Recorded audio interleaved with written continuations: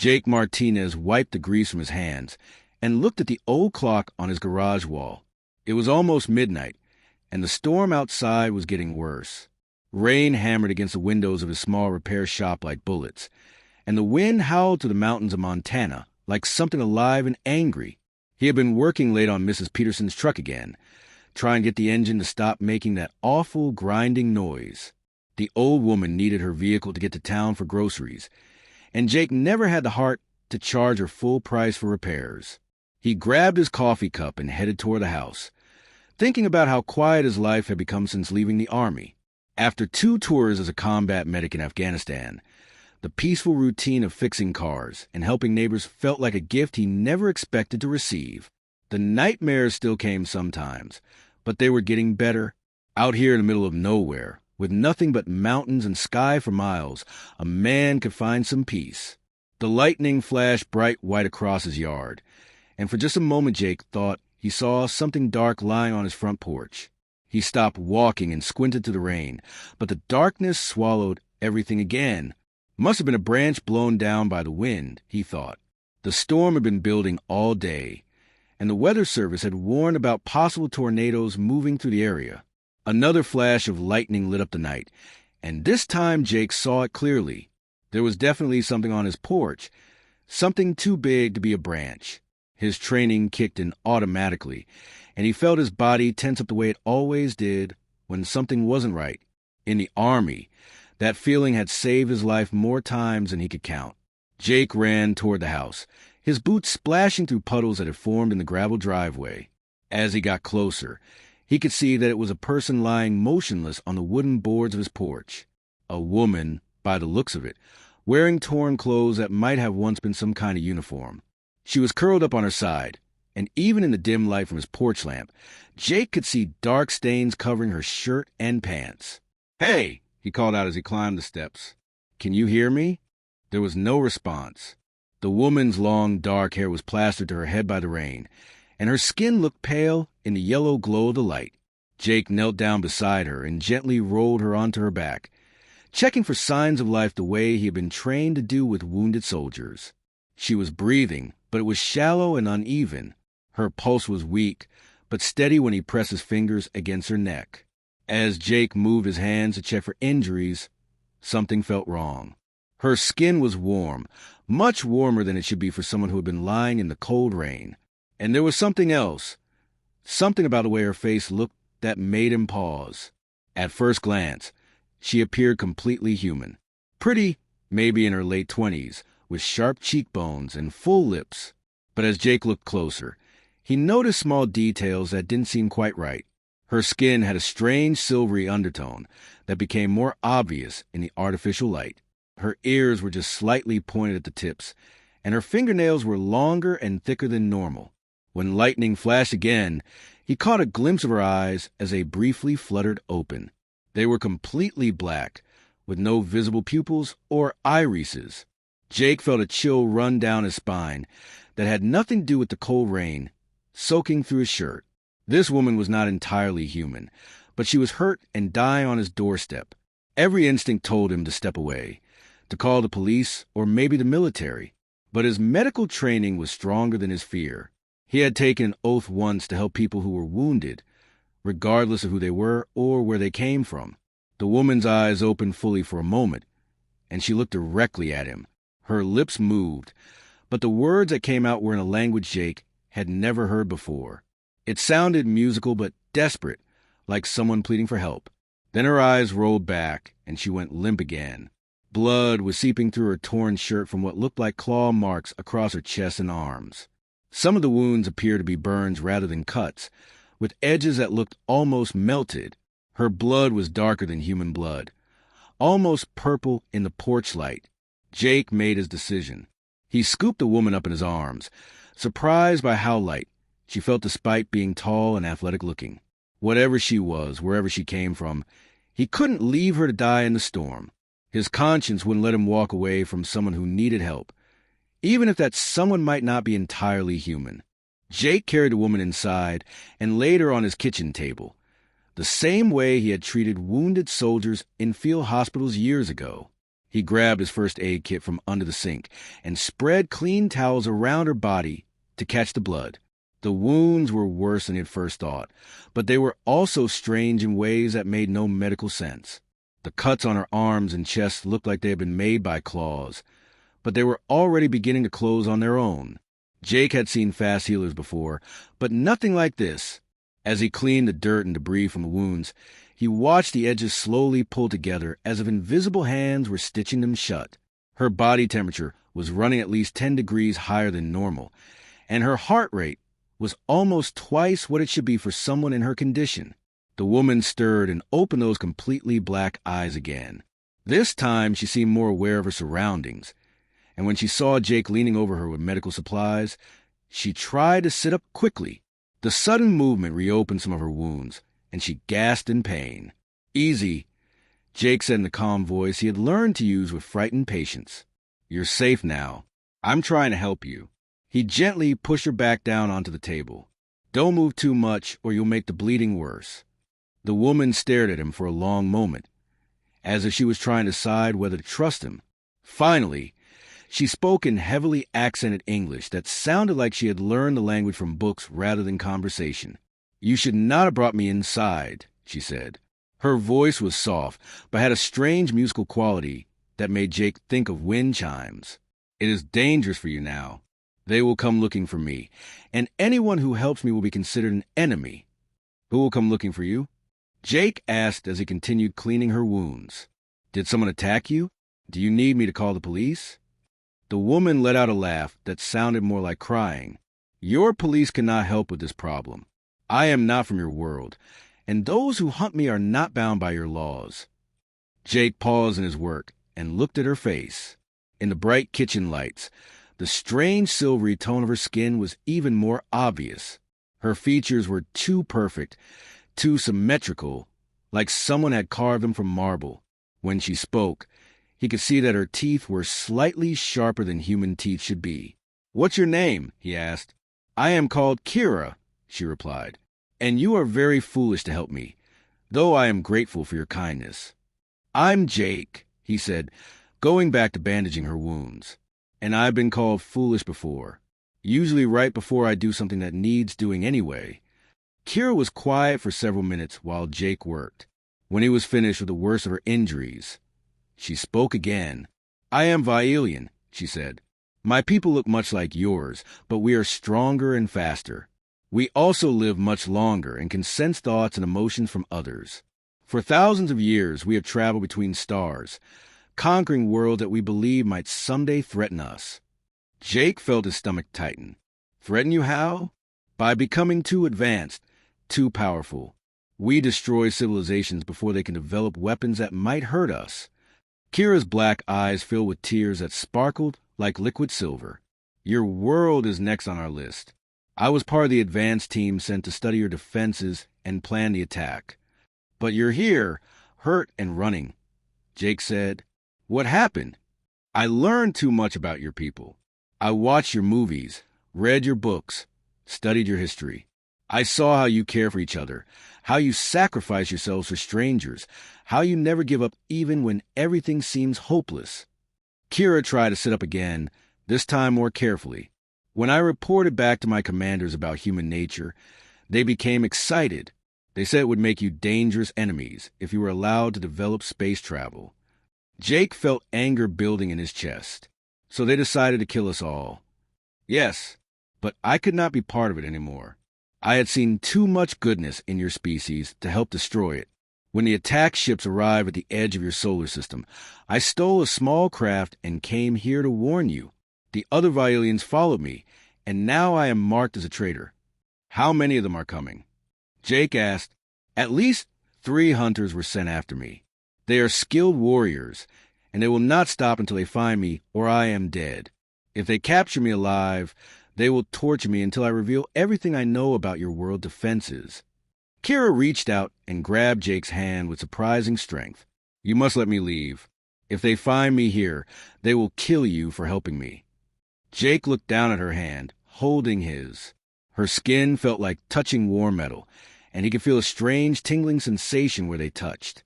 He had faced enemy soldiers before, had been shot at and bombed, and nearly killed more times than he cared to remember. But he had never walked away from someone who needed help, and he wasn't about to start now. "How long do we have?" he asked. "They will track my ship's crash site by morning. After that, it depends on how good they are at following trails. Maybe a day, maybe less." Jake nodded and stood up. "Then we better get ready for company." The first hunter arrived just before dawn, driving a black sedan that looked too clean and expensive for the dusty mountain roads. Jake watched through his bedroom window as the tall figure got out of the car and walked toward the wreckage of Kira's crashed ship in the valley below his house. The alien moved with the confident stride of a predator that had never known fear. "That is Commander Thane," Kira whispered from behind him. She had insisted on staying awake despite her injuries, claiming that Violian hunters could sense when their targets were sleeping. "He is one of their best trackers. Very dangerous, very smart." Jake studied the figure through his binoculars. From a distance, Thane looked completely human. He wore a dark suit and carried what appeared to be a briefcase, like some kind of government agent. But Jake could see the way he moved was too fluid, too graceful for a normal person. "How does his tracking work?" Jake asked. "He has a device that can detect Violian life signs from several miles away. It reads our body heat patterns and brain activity, but the technology has limits." Kira pointed toward the old radio tower on the next mountain. "Strong electromagnetic fields can interfere with the scanner. That is why I chose to crash near here instead of in your cities." Jake nodded and moved away from the window. Over the past few hours, he had been preparing for this moment. His garage was filled with old electronics that he had collected over the years, and he had spent the night wiring them together into what he hoped would be an effective jamming system. Car batteries, radio equipment, microwave ovens, even some old military communication gear he had kept from his army days. "Stay here and keep quiet," he told Kira. "I'm going to give our friend something to think about." Jake slipped out the back door and made his way to the first of several hiding spots he had prepared around his property. Each location was equipped with a small electromagnetic generator powered by car batteries, designed to create dead zones where Thane's scanner would not work properly. He had also set up mirrors and reflective surfaces to confuse heat sensors, and scattered pieces of metal throughout the woods to create false readings. Through his radio, Jake could hear Thane talking to someone in that musical Violian language. The hunter was clearly frustrated that his equipment was not working as expected. Jake watched as Thane abandoned his briefcase and began moving up the hill toward the house, no longer bothering to maintain his human disguise. The alien moved faster than any human could, covering ground in long leaps that reminded Jake of a big cat hunting prey. But Jake had spent 2 years fighting in Afghanistan's mountains, and he knew how to use terrain to his advantage. He activated the first electromagnetic pulse, just as Thane reached the halfway point up the hill. The device sent out a burst of energy that made every piece of electronic equipment within 100 yards shut down temporarily. Thane stumbled and grabbed his head, as if he had been hit by a physical blow. Jake realized that the electromagnetic pulse must have interfered with whatever technology the Violians used to enhance their senses. While Thane was disoriented, Jake moved to his second position and triggered a small explosive device he had rigged to a fallen tree. The explosion sent branches and debris flying, creating a cloud of dust and confusion. Jake had learned in combat that aliens or humans, everyone got nervous when things started blowing up around them. Thane recovered quickly and began moving more carefully, using his enhanced speed to dash between areas of cover. But Jake had anticipated this and had prepared accordingly. Every time the hunter moved toward the house, another electromagnetic pulse would disorient him, or a small explosion would force him to change direction. The battle continued for over an hour, with Jake leading Thane on a chase through the mountainous terrain around his property. The alien was stronger and faster, but Jake knew every rock and tree on his land. He used trip wires connected to paint cans filled with motor oil, creating slippery surfaces that sent the graceful hunter tumbling down hillsides. He rigged speakers throughout the forest to play recordings of his voice, making Thane waste time chasing false targets. What frustrated the hunter most was Jake's refusal to fight fair. Every time Thane expected a direct confrontation, Jake would disappear into the landscape like smoke. The alien would leap onto a rock where Jake had been standing just seconds before, only to find nothing but another electromagnetic pulse waiting for him. Finally, Thane made a mistake. Angry and overconfident, he charged directly toward the house where he was certain his target was hiding. Jake was waiting in the shadows of his garage with a surprise that no amount of alien technology could detect. A simple rope stretched across the doorway at ankle height. Thane hit the rope at full speed and went flying through the air, crashing into a pile of old car tires that Jake had positioned precisely for this moment. Before the hunter could recover, Jake triggered the largest electromagnetic pulse he had built, using every car battery on his property to power the device. The burst of energy was so strong that Jake felt his teeth ache. Thane screamed and collapsed, his alien senses overloaded by the electromagnetic chaos. Jake quickly tied the unconscious hunter up with steel cables and dragged him into the garage. When Thane woke up an hour later, he found himself chained to Jake's workbench with heavy logging chains that had been wrapped around his body multiple times. Jake was sitting across from him in a folding chair, calmly drinking coffee and eating a sandwich. "Good morning," Jake said. "I hope you slept well. We need to have a little talk about your friends and what they're planning to do to my planet." Commander Thane stared at Jake with those solid black eyes, his face showing a mixture of anger and confusion that made him look almost human. The chains around his body were tight enough to restrict his enhanced strength, but Jake kept his rifle pointed at the alien's chest just in case. "You cannot hold me forever, Primitive," Thane said in perfect English, his musical voice filled with contempt. "2 more hunters are coming, and they will not underestimate human cunning as I did." Jake took another sip of his coffee and studied the alien's face. "Tell me about the attack ships. How many are there, and when are they coming? Why would I tell you anything? Your entire species will be extinct within days." Thane tested the strength of his chains again, the metal groaning under the pressure. "The Vailian Empire has destroyed civilizations far more advanced than yours." "Maybe," Jake said, "but I bet they never faced anyone quite as stubborn as humans." He pulled out his cell phone and showed Thane a photograph he had taken of the alien's crash vehicle. "See, I've been thinking about this all morning. Your people are used to fighting enemies who play by rules, who have honor codes and military strategies. But humans don't always fight fair." Thane's eyes narrowed. "What are you planning?" Instead of answering, Jake walked over to his workbench and picked up a small device he had been working on. It looked like a radio transmitter connected to several car batteries and what appeared to be parts from a microwave oven. "I built this little gadget based on what Kira told me about your technology," Jake said.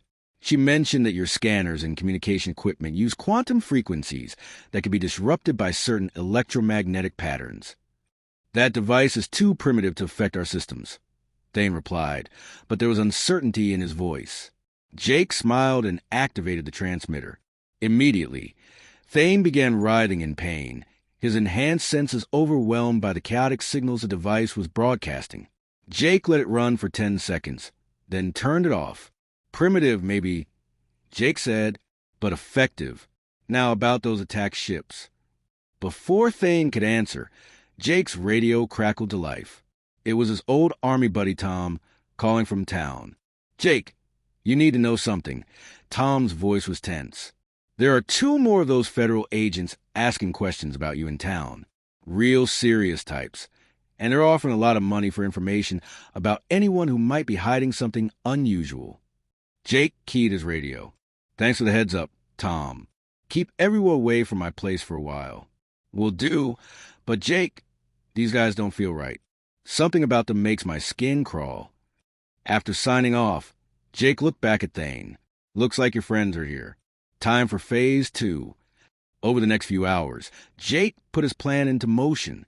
He had spent years building relationships with the people in his small mountain community, and now he called in every favor he could. His neighbor Bob, who ran the local hardware store, began selling electromagnetic pulse devices disguised as emergency radios to anyone who wanted them. The devices were crude but effective at disrupting Vailian technology at close range. Mary, who worked at the diner, started spreading word that strange government agents were in town asking questions about Jake.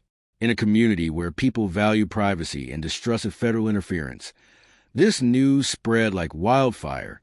Soon, Half the town was actively avoiding the two remaining hunters and reporting their movements to Jake via radio. The local mechanic Pete, who owed Jake money from years of free car repairs, began sabotaging vehicles that the hunters tried to rent or buy. Sugar and gas tanks, cut brake lines, and loose-and-wheel bolts turned every attempt at transportation into a dangerous adventure. But Jake's most effective weapon was something the aliens had never encountered before: human unpredictability powered by community cooperation. When the hunters tried to search the local school, they found it had been mysteriously evacuated for a gas leak. When they attempted to scan the hospital for Vialian life signs, the building's electrical system suffered a sudden overload that shut down power for 6 hours. The hunters, who were used to dealing with logical military opponents, found themselves fighting an entire community that seemed to anticipate their every move. Every door they approached was already locked. Every person they tried to question had suddenly become unable to speak English, and every electronic device they relied on suffered mysterious malfunctions. Meanwhile, Jake was teaching Kira about human military tactics. She was amazed by his willingness to use deception, misdirection, and psychological warfare against superior opponents. "Your people fight without honor," she said, but there was admiration in her voice rather than criticism. "Honor doesn't mean much when you're dead." Jake replied as he showed her how to build improvised explosive devices from household chemicals. Sometimes the only way to beat a stronger enemy is to make them fight on your terms instead of theirs. That evening, Jake received word that one of the hunters had been injured when his rental car's steering wheel came off while he was driving down a mountain road. The alien had survived, but he was now stranded and increasingly frustrated. "Your friends are learning what happens when they mess with people who have nothing left to lose," Jake told Thane. "Humans don't know when to quit, and we get more creative when we're desperate." Thane looked at his captor with something that might have been respect. "You realize this changes nothing. The attack fleet will come whether we return or not." "Maybe," Jake said, "but by the time they get here, every human on Earth will know what to expect, and we'll be ready for them."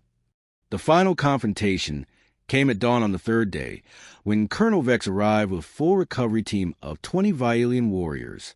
Unlike the hunters who had come before, Vex made no attempt to hide what he was. His ship landed openly in the valley below Jake's house, a sleek black craft that hummed with alien technology and bristled with weapons that could level the entire mountainside. Jake watched through his binoculars as the aliens emerged from their ship. They moved with military precision, spreading out in formation patterns that spoke of centuries of conquest experience. Each warrior wore armor that seemed to shift and flow like liquid metal, and they carried weapons that crackled with energy. "That is Colonel Vex," Kira said quietly. She had insisted on standing beside Jake despite her wounds, claiming that hiding would only make the situation worse. "He was my commanding officer for 50 years. A brilliant tactician and completely without mercy." "Looks like he brought friends," Jake replied, counting the figures spreading across his property. 20 of them against a mechanic and a defector. "I like those odds." Kira stared at him in amazement. "How can you joke at a time like this?" "Because if I don't laugh, I might start crying," Jake said. And crying never fixed anything. A voice boomed across the valley, amplified by alien technology until it seemed to come from the sky itself.